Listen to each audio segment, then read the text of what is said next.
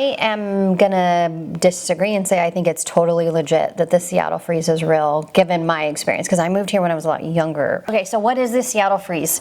Well, the way I understood it when I moved here 8 years ago is that as an adult, it's very hard to break into some of the social circles here in Seattle. People in Seattle are not very welcoming. I was waiting to just let you have your experience with it, because Okay, my experience was that people in Seattle kind of keep to themselves.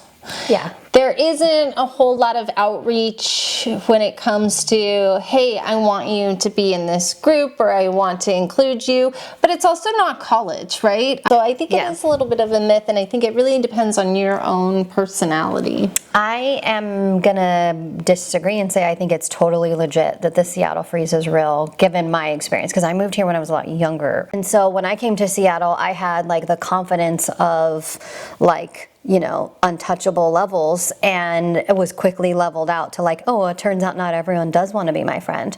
So that was pretty shocking to figure out. But I will say the best, most meaningful connections I have made are all with people who are not from Seattle.